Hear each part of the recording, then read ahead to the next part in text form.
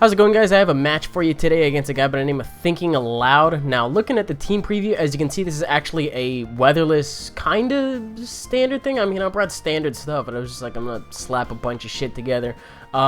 His is actually themed. It does look kind of slapped together, but if you get the theme, then hey, it actually all kind of makes sense. I was actually like, wow, you know, that kind of works together. But I really enjoyed this match because it actually has a couple of good plays on both sides. It's got a portion in the middle that really needs to be sped the hell out of, but I can do a lot of talking about that.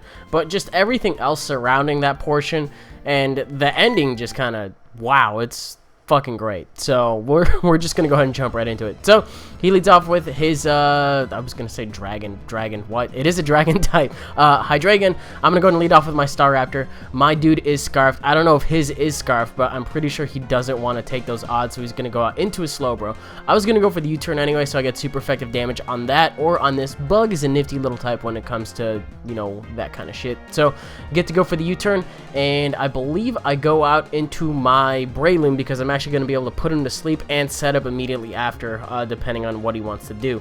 I would much rather have this thing asleep so that way I can do stuff to it, and I won't really be in immediate danger, I guess, of getting T-Wave, because I learned later that Slowbro does have T-Wave.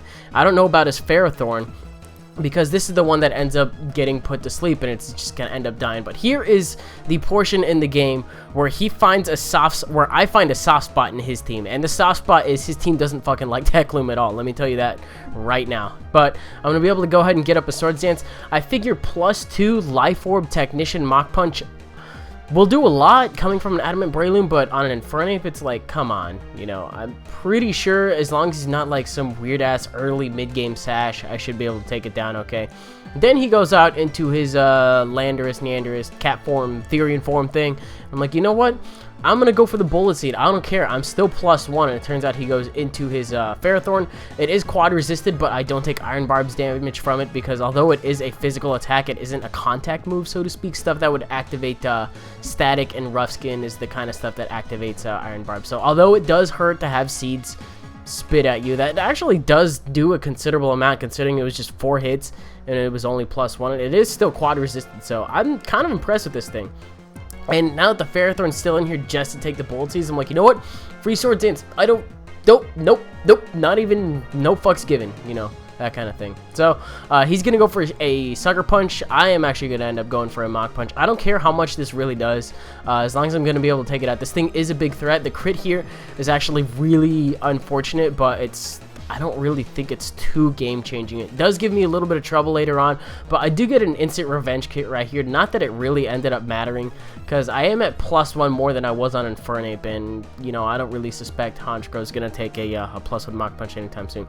But I'm down to 1 more hit on Life Orb Recoil. I smelled this switch coming a fucking mile away, so I end up going for the Mach Punch, regardless of what the fact he wanted to stay in. He would have died to a Bullet Seed, and that risk is way too great for him, but even if it wasn't Life Orb, would have been Iron Barbs on this one. So I end up taking this thing out. It is a double down, and right here I believe this is a misclick on my behalf because honestly I have no reason not to go for the U-turn. I should have gone for the U-turn. Maybe I thought he was gonna leave it in because I U-turned on the first turn thinking about it, so I was like, okay, I'll stay in. And I guess I'll go for the close combat. That was stupid. That was really stupid on my behalf because that gives this thing a free window of opportunity where it's going to be able to pull off what it's going to be able to show me its set. And I'm not really going to like it. But I'm going to go ahead and switch out, and I believe I go into my Jolteon predicting the Thunder Wave, and I do get that correctly.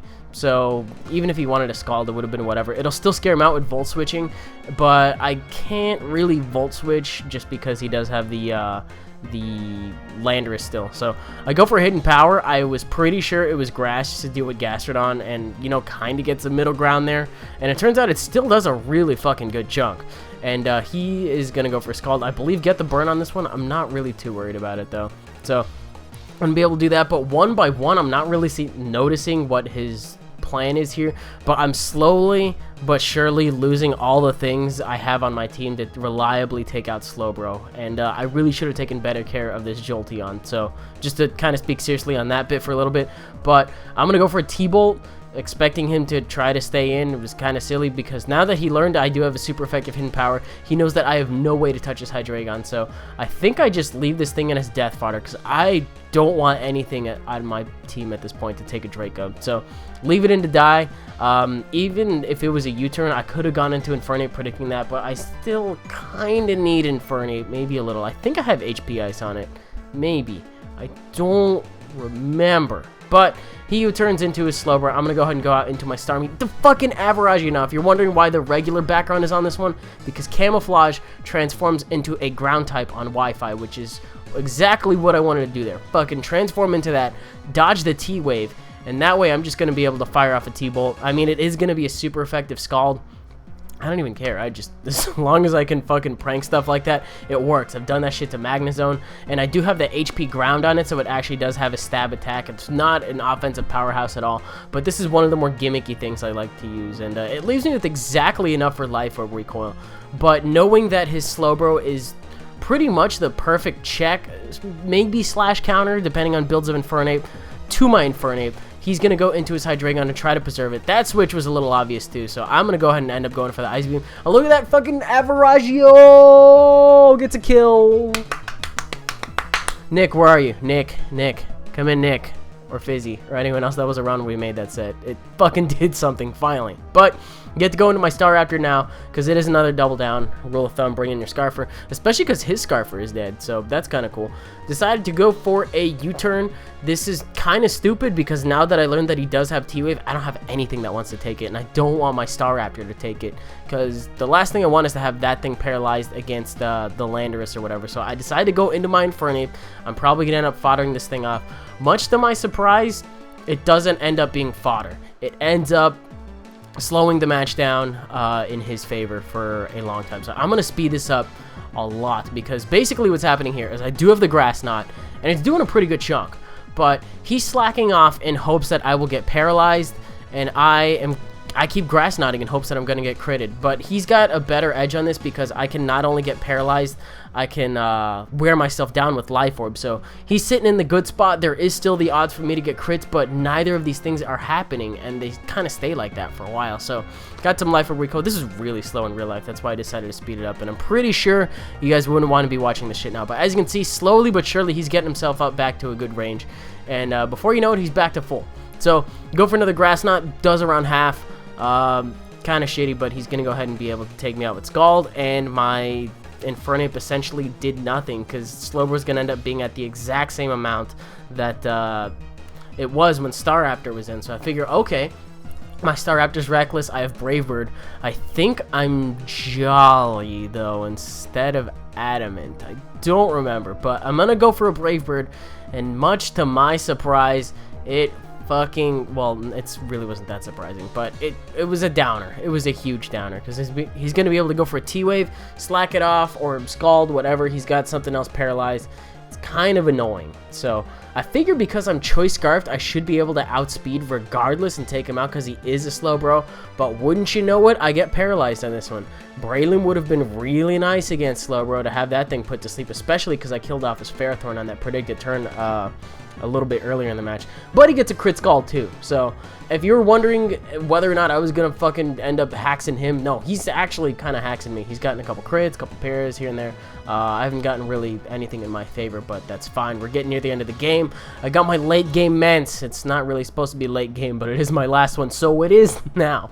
But I was really doubtful as to whether or not Earthquake would have killed it off from that range. I didn't want to go and run a damage calc because it was in the stream, so I figured the best thing I can do is go for the Outrage. I figured I was kind of fucked in all scenarios anyway, but he's bringing in this thing. I'm now at neutral owing to the Moxie boost and the Intimidate canceling each other out. Get to go for an Outrage. I know that this thing is actually going to end up being able to take it because I'm not boosted at all. I think I have lefties or not a Lumberry, otherwise I would have snapped out of confusion. I'm pretty sure I have lefties on this thing, which is kind of nice on a sweeper, but hey. So he's gonna go for a Rock Polish. Now this turn fucking floors me, because it's actually gonna come down to whether or not I'm gonna hit myself in confusion, because his HP Ice, ladies and gentlemen, actually fails to kill me because I am at full HP. So that's nice. And then drum roll, I fucking break through the confusion. I don't know what the odds of that are, like 50-50? 50-50. So what started out as kind of a back and forth match, one hard back, one hard forth, literally ends up coming down to a coin toss. And I end up escaping out of that one 1-0. So there's that. Really hope you guys enjoyed it, though. If you did, you're welcome to leave a like rating. Comment, subscribe, do your thing. Holy shit, I almost drooled on myself. How embarrassing. Why did I have to tell everybody? I really didn't. Okay, there's that. Resident Evil is actually kind of hitting a stop because I'm playing a certain portion of it, and it keeps freezing every time I get to a certain portion. So I'm going to look into that, but if it ends kind of prematurely, there is fair warning on that for anyone that's actually watching that. I don't know. I might look into doing some TCGO later this week, too. I've kind of been shying off of that because trading's still not up. And I'd gladly make more decks and stuff if trading was up because I could go get cards from people. But I'm limited to what I have right now until they actually end up fixing that. And I haven't gotten any updates on that, so there's that. But got some updates and got the game, and there's that. So that'll do it for today, and I'll see you guys on the next one. Bye.